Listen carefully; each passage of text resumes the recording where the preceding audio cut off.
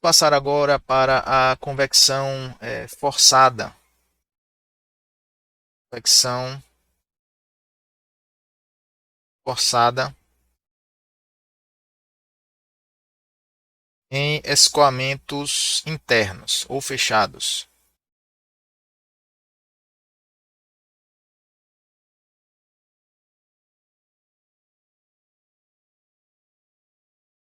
certo?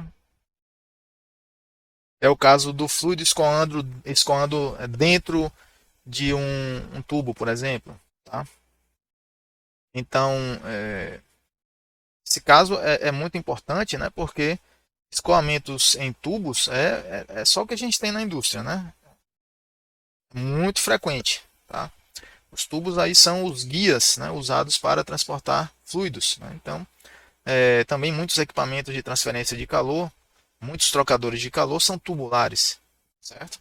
Então, é uma situação muito importante com muita utilidade prática industrial, tá? No escoamento laminar, existe uma solução analítica bastante famosa, que é a solução de Graetz, né? Foi desenvolvida por Graetz. E ele resolveu esse problema, né, o problema de fluido em regime laminar sendo aquecido ou resfriado dentro de um tubo. Tá? O tubo aqui com temperatura TS, certo?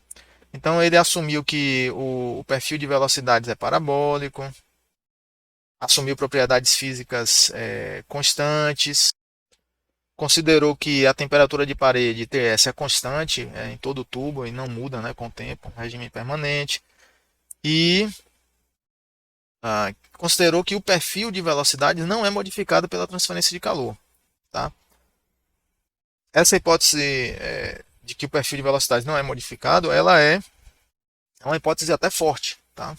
Por quê? Porque o aquecimento ou resfriamento muda, muda o perfil de velocidades. Certo? Se nós temos um líquido, né, que é aquecido, líquido que é aquecido, o perfil de velocidade ele vai deixar de ser parabólico, vai passar a ser mais achatado. Se o líquido for resfriado, ele vai se tornar mais agudo, né? Mais fino, né? Mais afilado. E o gás é o contrário, é exatamente o contrário. No entanto, na solução de Graetz, foi considerado que o perfil é inalterado, né? Ele permanece inalterado. Então, usando essas hipóteses, o procedimento, né, que Graetz executou permitiu chegar no perfil de velocidades do fluido. Eu vou colocar aqui só para vocês terem ideia da solução obtida. Né? A temperatura adimensional, T menos. Vou colocar aqui, ó. T é a temperatura de entrada, tá, pessoal? Então vou colocar aqui as condições de contorno para vocês entenderem melhor. A condição de entrada T igual a TE, e na parede nós temos a temperatura T igual a TS, e aqui na saída, T, temperatura T igual a TL, por exemplo, certo? Então, na entrada, nós temos a temperatura TE, essa temperatura aqui.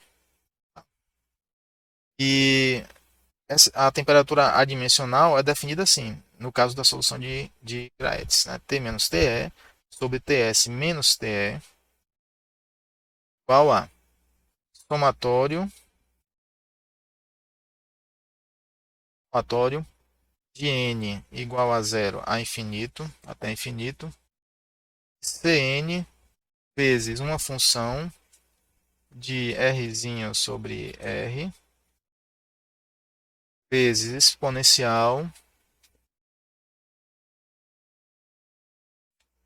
de menos beta n ao quadrado vezes alfa vezes raio do tubo vezes a velocidade média do fluido vezes x sobre r. Tranquilo? Então uma solução que foi feita por série e aí o somatório, né, dessa série fornece a temperatura do fluido em qualquer R e em qualquer X. Então nós temos aqui, ó, direção X e aqui a direção R. Perceberam? Então nós temos o campo de temperaturas aqui. Tá? Com o campo de temperaturas, nós podemos calcular a taxa simplesmente usando a lei de Fourier na parede. Tranquilo? Então a solução de Graetz, né, ou de Graetz, né, como queiram chamar aí, permite calcular tanto a temperatura em qualquer ponto, como a taxa, certo? Mas tem essas limitações aí que são impostas pelas hipóteses, né, que ele seguiu. Ok? Na maioria dos escoamentos industriais, pessoal, o regime é turbulento. Tá? Isso aí é fatal, e as vazões em geral são elevadas, né, e são elevadas o suficiente para transicionar o regime de escoamento para a faixa de Reynolds turbulento. Né? Há escoamentos laminares, né, mas a grande maioria, a maior frequência é de escoamentos turbulentos. Certo? Uma outra correlação que pode ser usada é a correlação de Sider e Tate.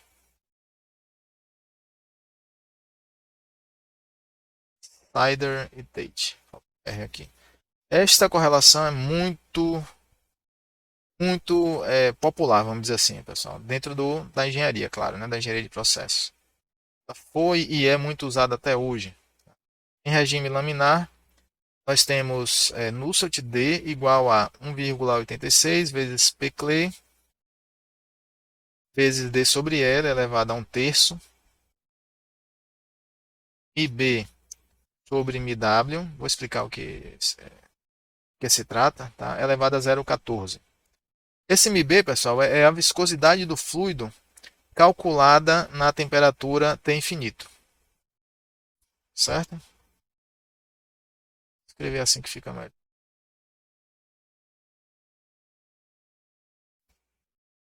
IB é igual a μ do fluido calculado em T infinito. Pronto. Quem é MW? MW é o μ do fluido calculado na temperatura de parede, TW. Ele chamou de TW, mas aqui esse TW é o mesmo TS que a gente tem usado, né, na nomenclatura. Sider e Tate chamou essa temperatura de parede de TW, né? Esse W aqui é de wall, certo? De parede. Tanto faz, desde que você saiba qual a temperatura correta a ser utilizada, né?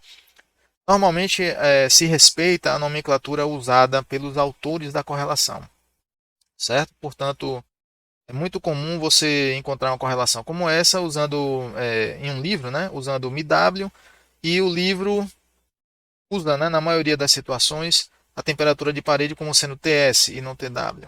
Tá? Normalmente se respeita a nomenclatura do autor da correlação. Certo? No escoamento turbulento, vamos agora passar para o escoamento turbulento. Aqui nós vimos laminar, agora eu vou passar para o turbulento. Escoamento turbulento.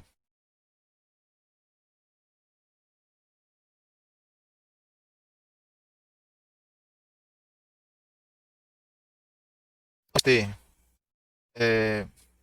começar com a correlação de Dietz-Bolter, possivelmente a mais clássica, vamos dizer assim. De Bolter. Certo? Eles propuseram a seguinte correlação: Nusselt D é igual a 0,023 vezes Reynolds D elevado a 0,8 vezes Prandtl elevado a N, tá? onde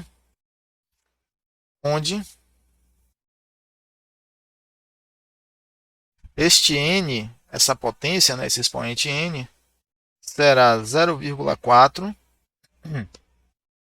se o fluido estiver aquecendo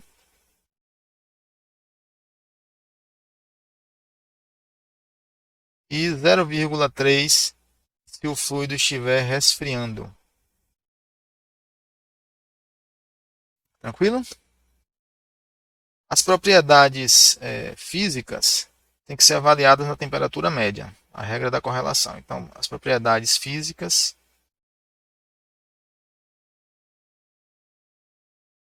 avaliadas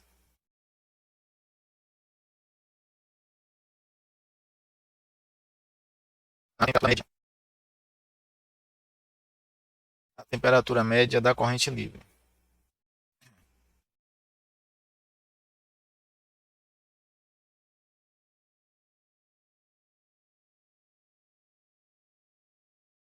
O número de Reynolds para usar essa correlação tem que ser maior do que 10 a quarta, tá? Faz parte aí do manual da correlação. E o Prandtl está na faixa de 0,7 a 100. Então ela serve para fluidos, né, não muito viscosos. Esse Prandtl 100 é relativamente baixo, tá? A viscosidade é relativamente baixa. E um outro critério, né, domínio de validade dela, é L sobre D maior do que 60. Explicando que os efeitos de entrada não são muito bem considerados, não são contemplados nessa correlação. Ela é apropriada para o escoamento plenamente desenvolvido, ou totalmente desenvolvido. Okay? Então, em um tubo, só para lembrar aqui, ó, quando o fluido entra em contato aqui com as paredes do tubo, né, vai se formar aqui a camada limite. Se é um tubo, imagine um funil, tá? Visualize um funil aqui. Quando esse funil se fechar aqui, ó, o escoamento será for laminar ou turbulento, né? Se for laminar, ele vai ser parabólico, se for turbulento, será mais achatado. Mas a partir daqui, ó, essa região aqui é o comprimento de entrada, zona de entrada.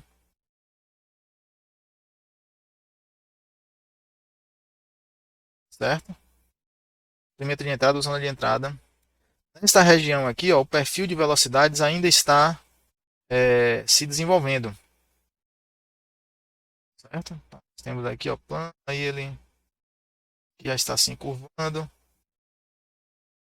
Aqui.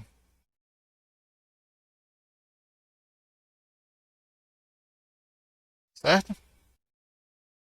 E aí, quando o funil se fecha, o perfil de velocidades desenvolveu completamente. Né? Aqui ele está em desenvolvimento nessa região de entrada e depois ele desenvolveu. Toda vez, pessoal, que a gente vê uma correlação que coloca impõe, né, alguma limitação baseada no diâmetro, né, o comprimento relacionado com o diâmetro maior do que um certo valor, indica que a correlação é válida para escoamento plenamente desenvolvido. Tranquilo? Vamos ver aqui agora a correlação de Colburn. Colburn propôs também uma correlação bastante famosa baseada no número de Stanton. E correlacionou muitos dados experimentais, assim como Sider e Tate, e obteve aqui esta correlação. 0,023 vezes Reynolds D elevado a menos 0,2 vezes Prandtl elevado a menos 2 terços. Certo? Então, nesta correlação aqui, o Reynolds D e Prandtl tem que ser calculados na temperatura de filme.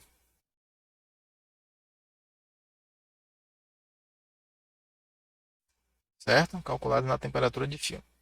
Qual é a temperatura de filme? É TF, T de filme, igual a T da parede mais T infinito sobre 2. É isso, é só isso. Tá? T de filme é a temperatura da parede mais T infinito sobre 2. Certo?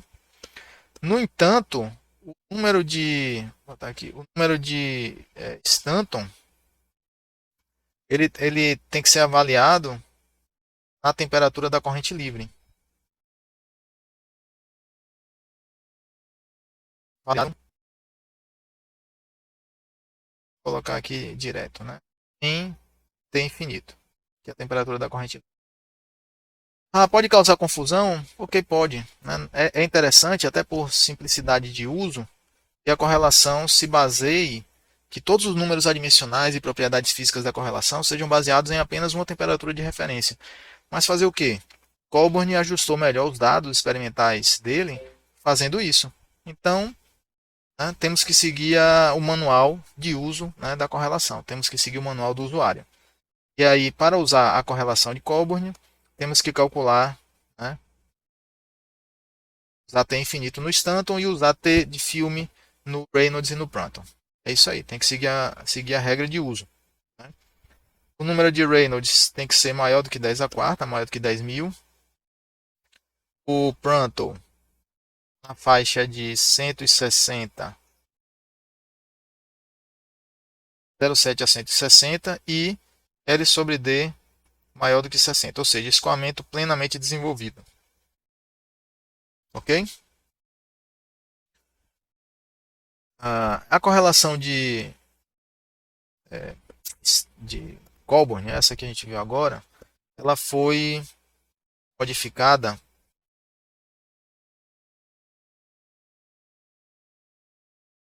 modificação de Sider e Tate. Tá? Ela foi ligeiramente aprimorada por Sider e Tate da seguinte maneira: Stanton igual a 0,023 vezes Reynolds D elevado a menos 0,2 vezes o número de Pranton elevado a menos 2 terços vezes μB sobre μW elevado a 0,14. Tá? Então, nesta modificação aqui, Sider e Tate incluíram esse fator, né, o fator de correção da viscosidade, né, a correção pela viscosidade de Sider e Tate. MW, novamente, ó, é μ calculada na temperatura parede TW. Tranquilo? Qual é o grande ganho, pessoal, dessa modificação? Essa correlação com esta modificação aqui, ó, ela passa a valer para de Prantls variando de 0,7 até 17.000. Olha o aumento aqui. Ó. Então, de 160, que era o limite máximo do Pranton, o limite máximo agora passa a ser 17.000. Tá vendo com essa modificação? E só lembrando, né, que o Pranton é Ni sobre alfa. Né? Então, Pranton elevado como esse, ele pega viscosidades, fluidos com viscosidades bastante elevadas. Né? Óleos, né, mais pesados, graxas. Então, é um aprimoramento significativo. Ok? Vamos estudar agora a convecção forçada. Convecção forçada.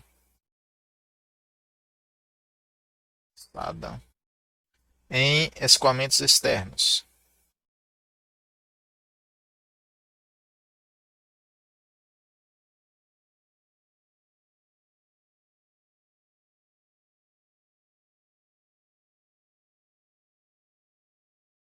Os mais importantes aqui são esfera e cilindro.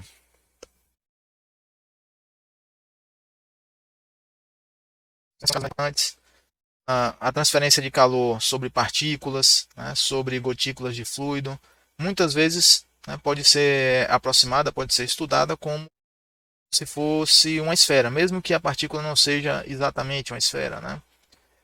Então, é esse caso aí, o escoamento aberto. A placa plana também pode ser considerada um escoamento aberto, né? Porque o fluido está escoando sobre a placa sem existe uma fronteira sólida de um lado e do outro lado não há uma fronteira sólida. Né? Então, nós temos aqui o fluido ó, até infinito, temos aqui a fronteira, né, da placa, yes, e não há daqui para cima aqui, ó, não há o fluido não está contido, então pode ser considerado um escoamento aberto também. Né? No caso aí de placa plana. Tá? Então vou começar com o escoamento paralelo sobre placa plana. Nós já vimos, mas eu vou repetir aqui para que apenas para listar, né, essas correlações nesse mesmo conjunto, nessa mesma sequência que nós estamos elaborando agora. Então, se o escoamento for laminar, aqui vem a solução de Blasius, né, nós desenvolvemos lá atrás, Reynolds x elevado a meio e vezes o Prandtl elevado a 1/3. O Nusselt-Elling é o dobro. 0,664 vezes Reynolds-Elling elevado a meio e Prandtl elevado a 1/3. Tranquilo? Se o escoamento for turbulento, nós temos Nusselt-X igual a 0,0288 vezes Reynolds-X elevado a 4/5 vezes o Prandtl elevado a 1/3. Nusselt-Elling igual a 0,360 vezes Reynolds-Elling elevado a 4/5 vezes o número de Prandtl elevado a 1/3. Tranquilo? A placa plana é isto aí. Escoamento cruzado, né, sobre cilindro.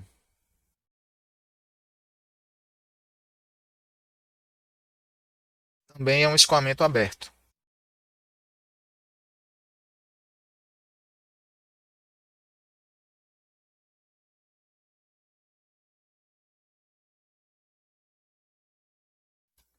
Neste caso, pessoal, nós temos, digamos, um cilindro e o fluido está passando em volta dele, tá? Está cruzando, né? E aqui nós temos o cilindro a uma temperatura, vamos dizer, TS aí. Ok? Então, neste problema, podemos usar a correlação de Churchill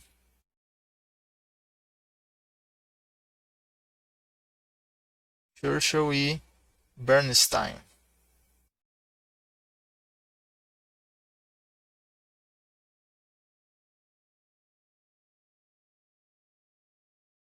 Ok? Que é o D igual a 0,3 mais 0,62 vezes Reynolds D elevado a 1 meio vezes Prandtl elevado a 1/3 dividido por mais 0,4 sobre Prandtl elevado a 2/3 vezes elevado a 1/4 vezes mais Reynolds D dividido por 28.200 elevado a 5/8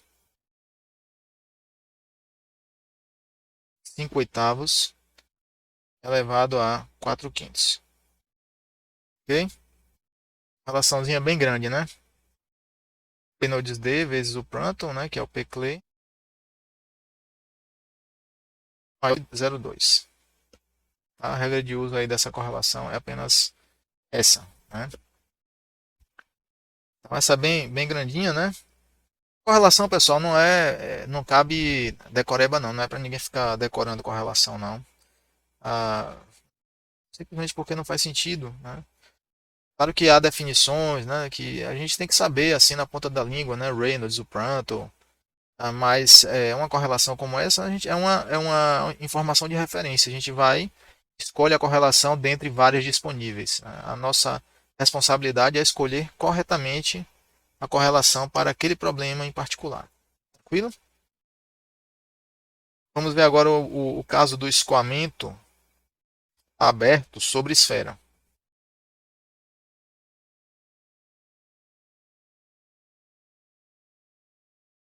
Nesse caso, podemos utilizar a correlação Nusselt-D igual a 2 mais 0,4 vezes Reynolds D elevado a 0,5 mais 0,06 vezes Reynolds D elevado a 2/3 vezes Prandtl elevado a 0,4 vezes mi infinito sobre ms elevado a um quarto. Certo? Então veja, esse mi infinito nada mais é do que a viscosidade avaliada em T infinito. Mi T infinito. E o ms é a viscosidade avaliada na temperatura de parede, né, da esfera. Tranquilo? Os autores aqui preferiram chamar dessa forma, né, usar essa nomenclatura, mi infinito e ms. O domínio de validade do Prandtl é na faixa de... Prandtl tem que ser na faixa de 0,71, que é o Prandtl do ar, é 0,7, 0,71, 380.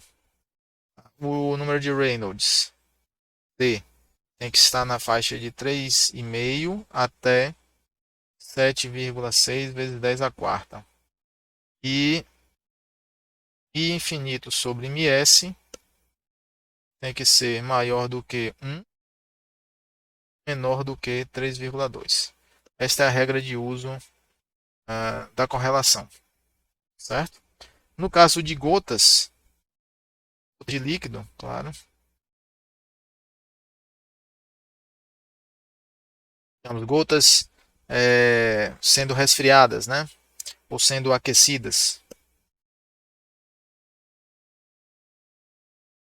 Neste caso aqui, os pesquisadores, né, Hans e Marshall, desenvolveram esta correlação aqui. Hans e Marshall. D igual a 2 mais 0,6 vezes Reynolds D elevado a meio vezes Prandtl elevado a 1/3. Tranquilo? Então, sobre as correlações para a convecção, né, tanto natural como forçada, este conjunto de correlações que eu mostrei para vocês aqui agora dá uma excelente cobertura, né, para os possíveis problemas práticos aí com os quais vocês venham se deparar. Até a próxima lição, um abraço. Olá pessoal, hoje nós vamos estudar o tópico de correlações, né, correlações para a convecção. É bastante simples, no sentido de que a predição do coeficiente convectivo, né, através de uma correlação, normalmente requer cálculos simples, cálculos algébricos. Tá? A principal responsabilidade, né, ou tarefa do engenheiro ao utilizar a correlação é a seleção, a escolha da correlação correta, da correlação mais adequada para aquele problema que está sendo tratado. Aí sim é necessário um julgamento de engenharia, entendem? Então, e também bom senso, tá? Porque dado um certo problema, um certo cenário, né, no qual nós precisamos estimar o coeficiente de convecção, possivelmente, poderia dizer até quase sempre, ou sempre, acho que dá para dizer até que sempre, dentre um leque de correlações disponíveis, um leque de correlações ali que você tenha conhecimento, vai ter uma delas que será a mais adequada, a mais exata, a mais precisa e a mais confiável para fazer aquela estimativa. Tranquilo? Então, isso é que é importante, é escolher a correlação. Fora isso, é necessário seguir o que eu costumo chamar de manual da correlação.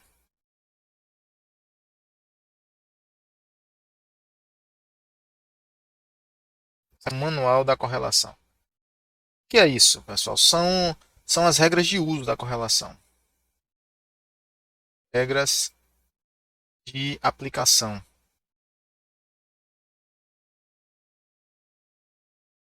Certo?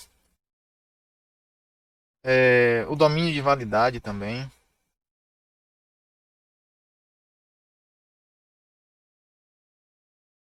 Por exemplo, digamos que a correlação ela precise do número de Reynolds, do número de Prandtl, e várias vão precisar. Normalmente essas correlações têm uma faixa, né, estabelecida para esses números adimensionais. Por que existe essa faixa? Né? Muitas vezes os dados experimentais usados para ajustar aquela correlação estão naquela faixa. Então, se nós quisermos reproduzir os resultados medidos experimentalmente, nós temos que nos ater, restringir àquela faixa, né, aquele domínio de validade, certo? E outra especificação, normalmente, que está no. Vou até colocar entre aspas aqui, né, o que é esse manual da correlação.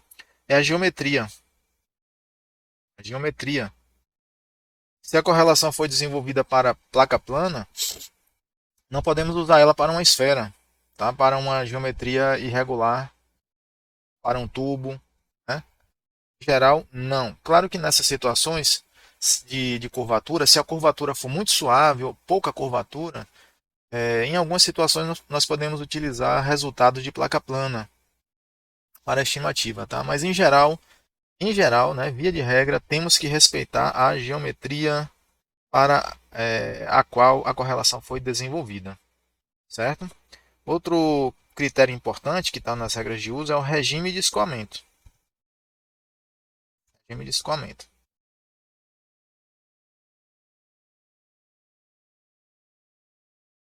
Tá? Não podemos utilizar uma correlação que foi ajustada, foi desenvolvida para regime laminar em um problema de regime turbulento e vice-versa. Né? Ao fazer isso, o erro pode ser inaceitável, realmente um erro grande e pode colocar, né, realmente a perder o dimensionamento, né, o projeto que está sendo efetuado. Okay? As correlações, em geral, né, são simplesmente equações, né, equações matemáticas envolvendo os números adimensionais importantes na transferência de calor, mas a sua origem pode variar, quer dizer, a origem desta equação pode variar. Tá? Nós podemos ter correlações que são puramente empíricas, certo? Empírica significa que elas foram obtidas através do ajuste de dados experimentais.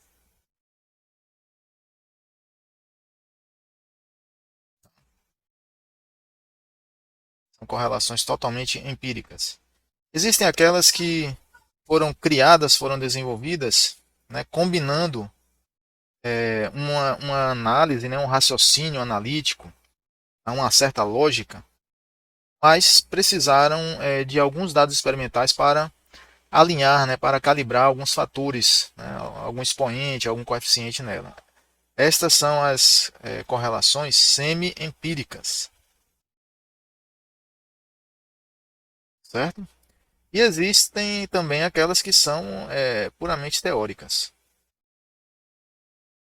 Tá?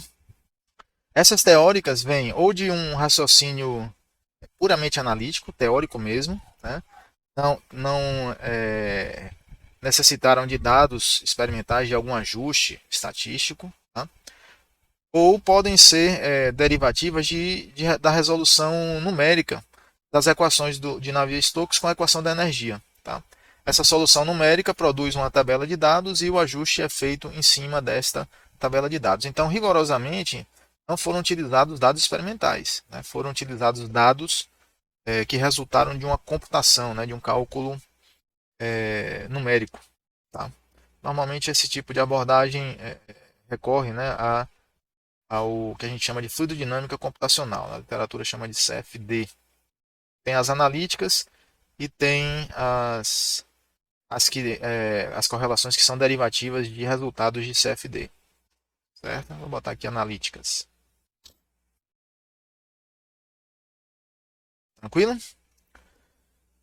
Pois bem, então, começando a efetuar, né, essa partição de regimes e geometrias, né, vamos iniciar mostrando aqui, vendo aqui as correlações para convecção natural.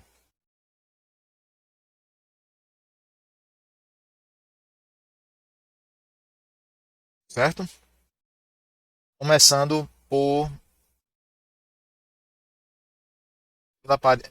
pela geometria, né, de parede vertical. Tá? Então, esse sistema é simples, né? Bastante simples. É uma parede, nós temos uma parede. Tá? Essa parede ela pode estar com a temperatura TS constante. O fluido está aqui, ó, está até infinito. E aí, se TS for maior do que T infinito, né, nós teremos aqui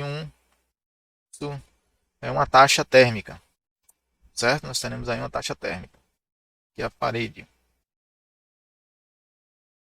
certo? Essa parede aqui, pessoal, veja só, como é que pode ser mantida essa temperatura TS na superfície? Porque essa parede pode ser uma chapa, né, uma placa. Estamos em um forno, nós temos ar do lado de fora e o forno, né, e gases quentes dentro do forno, tá?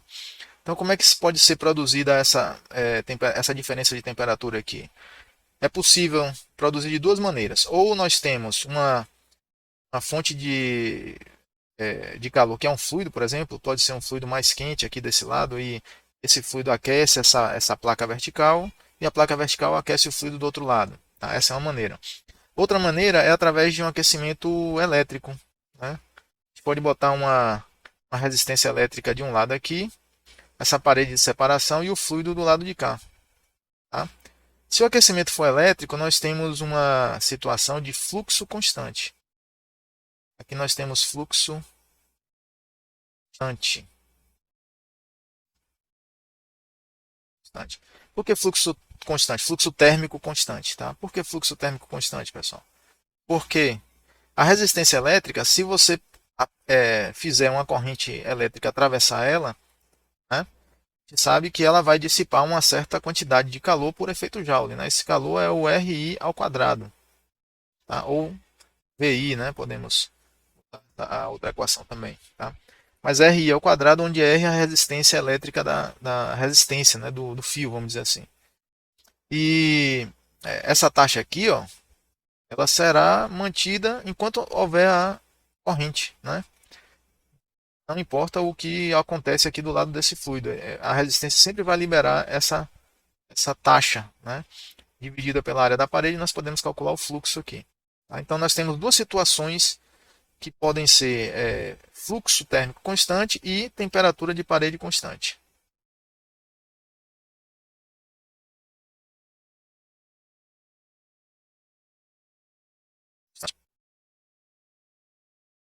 Tá?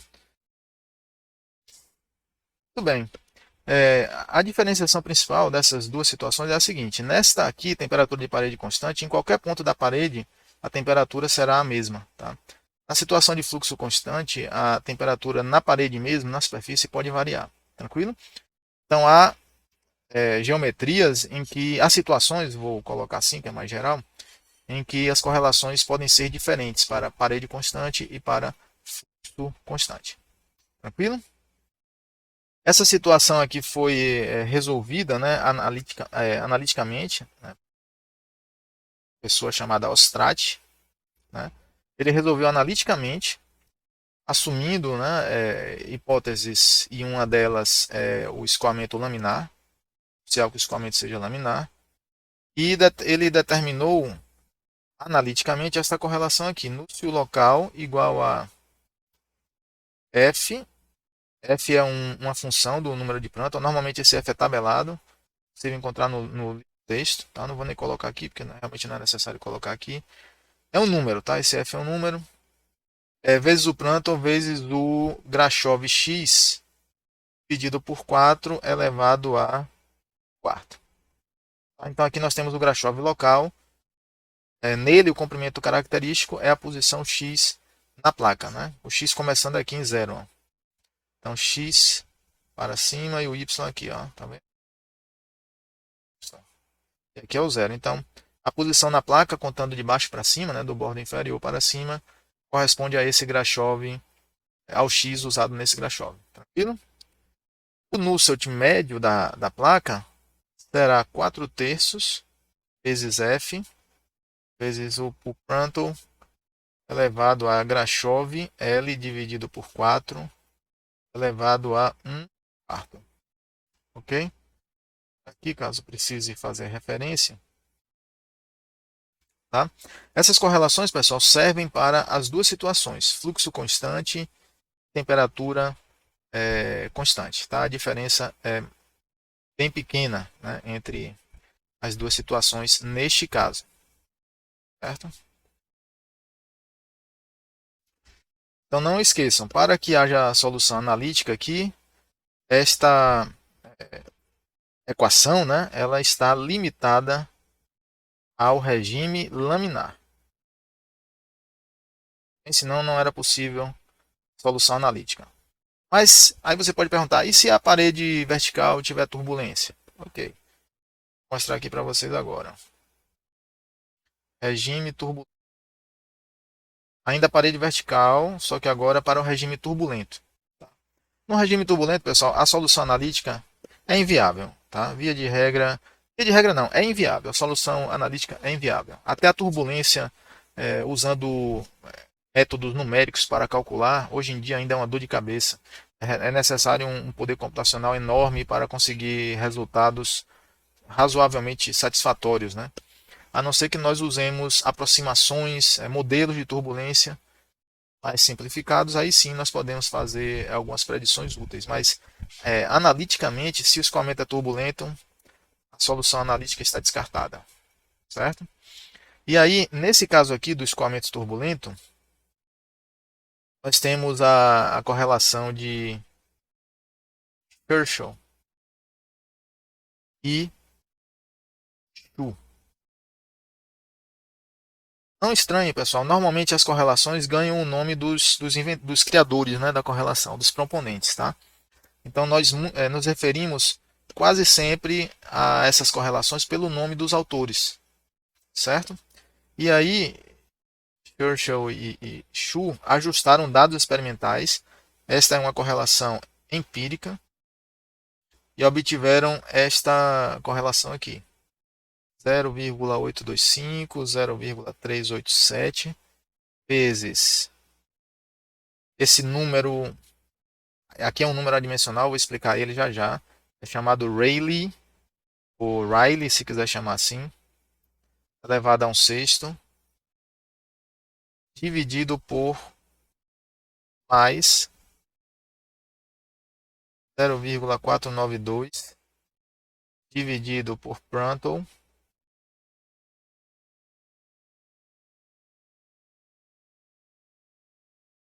elevado a 96 avos.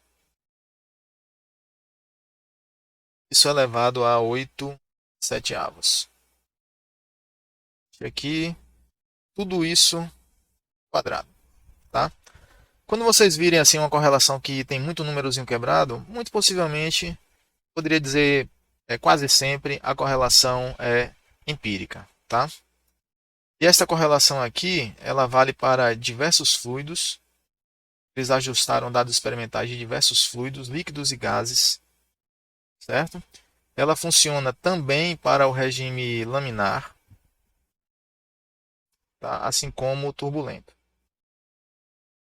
Esta correlação de Churchill ela é bem abrangente, vamos dizer assim, ela é bem genérica. Certo? Sim, e o número de Rayleigh que eu mencionei, ele é simplesmente o número de Grashov vezes o Prandtl. Isso. Tá? Grashov vezes o Prandtl é o número de Rayleigh.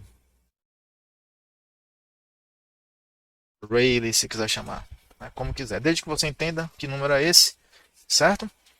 E a transição, né, laminar turbulenta, a transição entre regime laminar e turbulento, né? Porque veja só, quando nós temos uma parede vertical, vamos assumir, né, que esse TS é maior do que o T infinito, tá? Então o fluido aqui, pessoal, junto da parede, ele está sendo aquecido, né? Tá aqui, ó, fluido. Junto da parede aqui, ó, nós temos o fluido, né? E olha, esse fluido junto da parede, já que a parede está mais quente, terá uma temperatura maior do que o fluido aqui fora, concordam? Se a temperatura é maior, significa que a densidade vai ser menor, não é isso?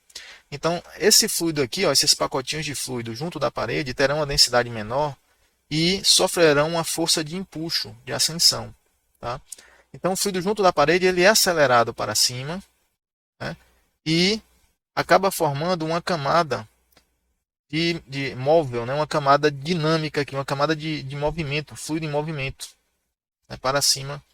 Né, e a própria convecção produz esse movimento, né, devido à diferença de densidade. Por isso que a convecção é natural ou livre nesse caso. Tá? Essa camada ela inicia bem comportada, né, ou seja, se nós desenharmos aqui linhas de corrente, ó, ela começa a baixa velocidade, né, e a aceleração vai aumentando a velocidade do fluido. Eventualmente, ó, essas linhas de corrente vão começar a ficar perturbadas e, a uma certa altura da parede, elas vão até ficar turbulentas. Certo? Essa camada junto da parede, de uma parede fazendo convecção natural, tem todas as características de uma camada limite. A gente pode até dizer que é uma camada limite também. Tá? Não é exatamente igual àquela camada limite de uma placa e o fluido escoando aqui. Mas é uma região fina, próxima da parede, onde estão concentradas os efeitos de variação de temperatura e de variação de velocidade. Então, tem todas as características de uma camada limite, entendem? E, tal qual a camada limite, essa camada limite aqui, tá? Ela tem um trecho, né? Tem um certo comprimento de zona laminar, depois vem a zona intermediária e daqui para cima a zona turbulenta. Ok? Essa transição acontece o número de Rayleigh, pode chamar de Grashov, vezes Prandtl crítico, né, ou de transição, Rayleigh de transição, aproximadamente igual a 10 a nona. Certo? Então, se nós calcularmos o número de Rayleigh usando aqui, ó, o L da parede, ou o H, né, se quiser chamar de altura, né? Vamos dizer que essa medida aqui seja H, altura, para não confundir, o L é horizontal, tá? Então, esse H aqui a gente calcula o número o Grashov com ele, multiplica pelo Prandtl. Se der maior do que 10 a nona, a parede está, a gente considera que a parede está realizando convecção natural em regime turbulento. Claro que tem a regiãozinha aqui, né, laminar no início, mas a parede, ela sendo muito longa, ela será coberta, né, a maior área dela será coberta pela região turbulenta, né, de camada limite vertical, nesse caso aí. Tranquilo? Então o critério é 10 a nona, né, entre a transição, para definir a transição entre convecção natural laminar e turbulenta em parede vertical. Ok? Vamos pegar aqui outra geometria importante também, né, que são os cilindros. E aqui no caso cilindros verticais. Certo? No caso de cilindros verticais, imagine, nós temos aqui um cilindro. Ó. Cilindro. Veja que esse cilindro pode estar com a parede dele, a parede externa, na temperatura TS. Tranquilo? E um fluido aqui fora. O fluido está na temperatura T infinito. Então, esse cilindro, pessoal, pode ser um fio, pode ser um tubo. Digamos que esse tubo está aquecendo o fluido daqui de fora, através da passagem de um fluido mais quente aqui dentro. Né? Ou resfriando o fluido de fora, passando o fluido mais frio aqui dentro. É um cilindro vertical, certo? E aí o que acontece? Se essa convecção for natural, né, vai se formar uma camada limite. Da mesma forma que eu expliquei aqui em cima, ó, vai se formar uma camada limite aqui por fora. Ó. Certo? Se o tubo estiver mais quente do que o fluido. Aqui nós teremos fluido subindo. Ó. Entendem? E aí, o que acontece? Qual vai ser o coeficiente de convecção para este sistema aqui? Certo? Essa é a pergunta. Tá? E a resposta é a seguinte. Se a curvatura do tubo não for demasiada, né, as correlações de parede vertical, parede plana vertical, podem ser usadas. Tranquilo? E aí você pode se questionar, mas o que significa a curvatura não ser demasiada? Existe um critério. Né? O critério é esse que eu vou colocar aqui. Ó. Critério D sobre L é maior ou igual a 35 dividido por Grashow L elevado a 1 quarto. Certo? Então a gente calcula o D sobre L do tubo. D e o L, essa altura aqui. Tranquilo? Se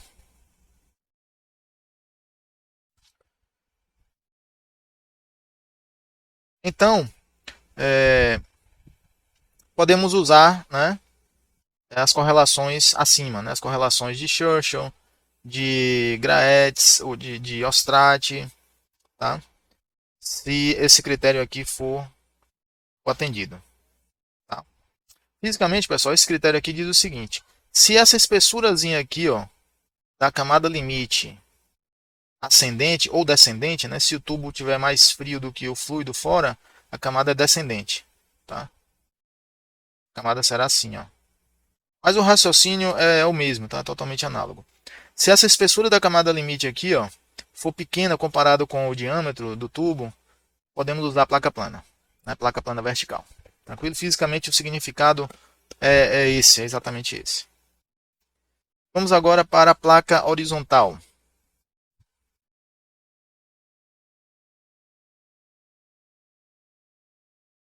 Placa horizontal. Certo? Para a placa horizontal, as correlações muito usadas são as correlações de McAdams. Tá? São bastante usadas e confiáveis, né? Bastante testadas. E nessa situação existe uma distinção entre a placa quente voltada para cima ou para baixo e ou a placa fria voltada para cima ou para baixo. Certo? Vocês vão entender por que disso. Então, se o lado quente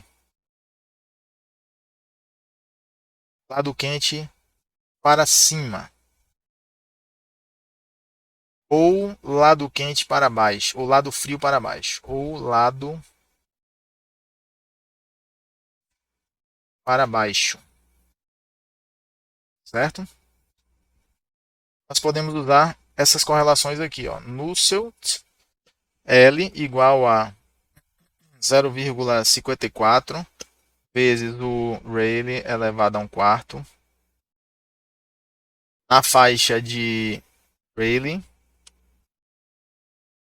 de 10 à quinta até 2 vezes 10 à sétima, ou Nusselt igual a 0,14 vezes o Rayleigh elevado a 1 terço,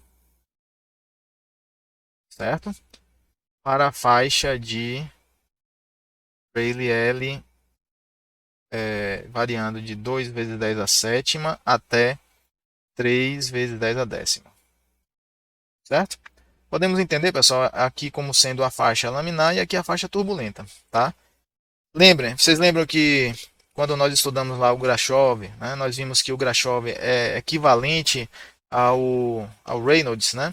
O Grashow na convecção natural é equivalente ao Reynolds na convecção forçada.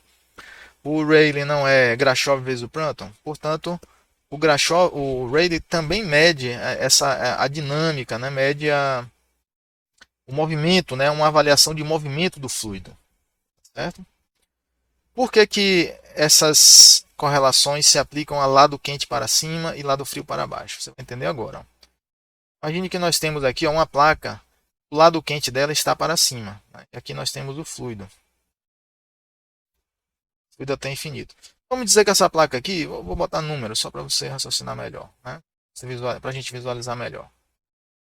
O fluido está em cima, viu? Então, pronto, aqui é o fundo de uma panela. Então, a panela, ó, o fogo não está aqui, a água não está aqui. Então, o fundo da panela é placa quente virada para cima em relação ao fluido que está, em relação à comida que está dentro da panela. Tranquilo?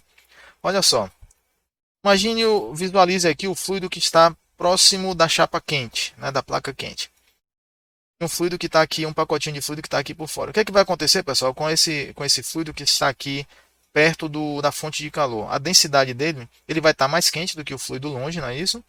E a densidade vai diminuir. Se a densidade vai diminuir, vai começar a aparecer uma força de empuxo puxando esse fluido aqui para cima, né, esse pacotinho de fluido. E aí, esse pacotinho de fluido vai se mover, ele vai sair daqui de perto da placa, uma vez que tem fluido mais frio para fora, né? Do lado mais longe da placa, digamos assim. E aí o que aí acontece? Esse fluido que está, esses pacotes de fluido que estão longe da placa, eles vão descer e ocupar esse espaço aqui, ó. O resultado é que vão se formar correntes de convecção, renovando o fluido que está próximo da placa, né? O fluido que foi aquecido. O fluido que foi aquecido sai e vem fluido mais frio ocupar o espaço.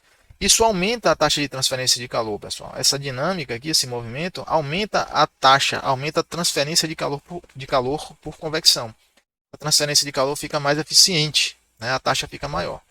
Viu? O mesmo fenômeno, né, ou fenômeno similar, acontece com a placa fria. Aqui é quente, viu? Quente para cima. E aqui é fria para baixo. Olha só. Vai entender direitinho. Ó. Se for fria para baixo, o que, é que acontece? Os pacotes de fluido, o fluido que está junto da placa, vai ficar mais frio do que um fluido que está longe da placa, concordam? Não é isso? Então, nesse caso aqui, ó, a densidade desses pacotinhos de fluido aqui a densidade vai ser maior. E aí a força de empuxo é para baixo. Tá? Como longe da placa nós temos fluido mais aquecido, na temperatura maior, o empuxo desse fluido aqui é ascendente.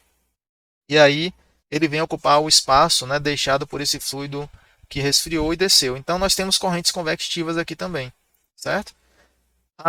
Onde é que nós temos essa situação de placa fria para baixo? Situações, quer ver uma situação bem caseira, bem cotidiana? Ó. Imagine aquele congelador, né, que tem as paredes de alumínio, onde passa o fluido de resfriamento, né, o fluido de refrigeração. O teto do congelador é uma placa fria voltada para baixo. Perceberam aí? Teto é uma placa fria voltada para baixo, porque o fluido está aqui, né? O ar que está aqui dentro com as coisas, né? As comidas e tal, o ar vai ser resfriado e vai resfriar os itens aqui no congelador, certo? Então aqui nós temos placa fria voltada para baixo. O fundo do congelador é placa fria voltada para cima, né? A base aqui, que eu vou falar agora, certo?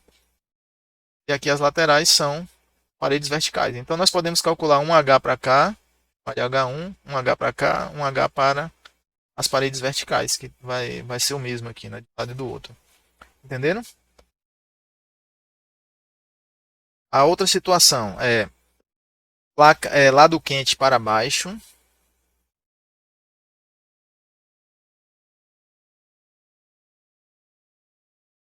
lado quente para baixo, ou lado frio para cima.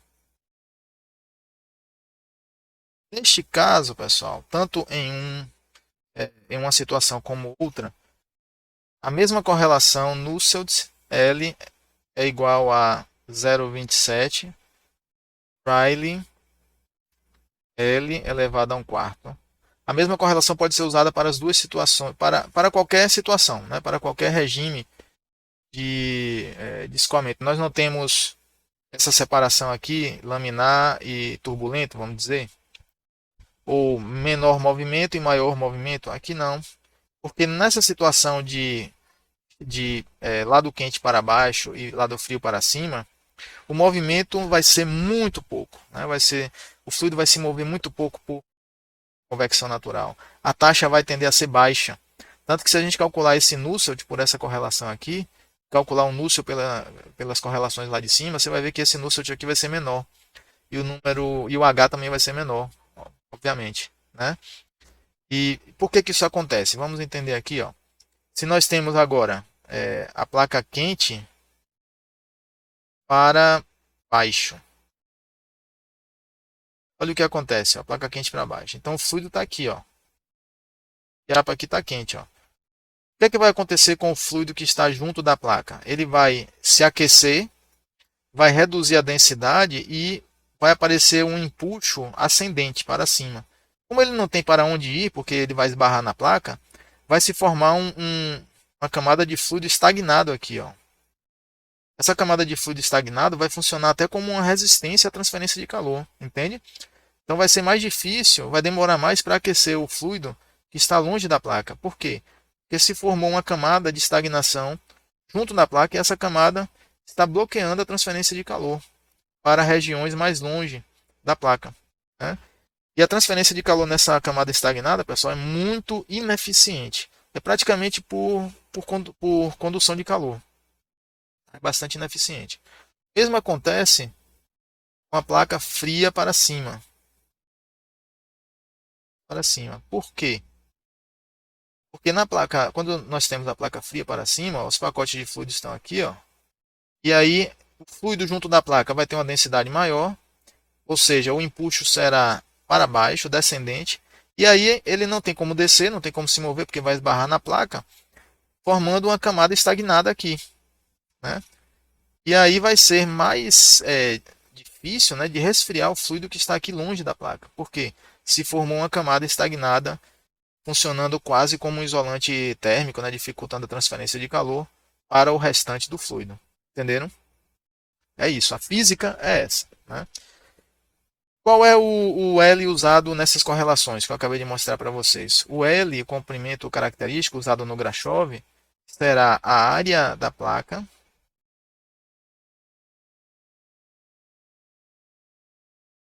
dividida pelo perímetro da placa.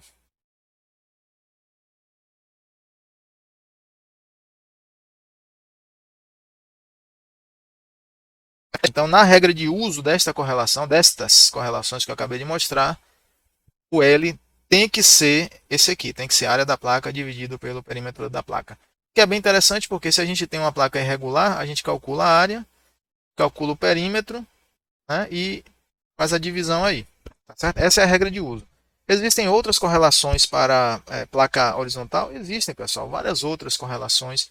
Aliás, correlação na literatura de transferência de calor existem às centenas, talvez aos milhares, né? Essas que eu estou mostrando para vocês aqui é apenas um recorte, uma visão geral das correlações, certo? E podem ser usadas na prática, nos projetos, certo? Podem. Mas a literatura é repleta de correlações para transferência de calor, além dessas que eu estou mostrando aqui para vocês, certo? Vocês podem encontrar até correlações específicas para um fluido em particular ou para uma categoria de fluidos. Quando isso acontece, se o nosso projeto envolve aquele fluido em particular, é melhor usar uma correlação que é feita só para ele até. Tranquilo? Porque é mais confiável. O resultado tende a ser mais exato, né? O resultado do Nusselt do H. Ok? Vamos ver uma outra geometria aqui, que são os cilindros horizontais.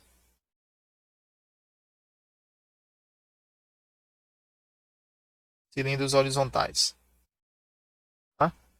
Tubo. Né? O tubo é um cilindro horizontal. Né? Se nós temos um tubo, né, aquecendo um fluido aqui fora, é um cilindro horizontal. É uma geometria correspondente a cilindro horizontal. Fio de eletricidade perdendo energia para o ar é uma situação de cilindro horizontal. Tranquilo? Se a orientação for essa, convecção natural em cilindro horizontal, podemos usar esta correlação que eu vou colocar aqui agora. Nusselt D igual a 0,60 mais 0,37, ou melhor, 387 vezes Rayleigh D elevado a sexto dividido por 1 mais 0,559 vezes Prandtl, desculpem, dividido pelo Prandtl, né?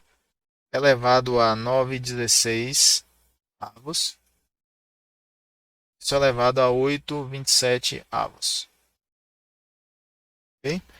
E tudo isso ao quadrado, né? Essa correlação aqui é válida para a faixa de Rayleigh entre 10 a menos 5 e 10 a 12. Menos 5, 10 a 12. Certo? O Nusselt D é baseado no diâmetro. Então, o Nusselt é HD sobre K. Nusselt D é HD sobre K. Ok?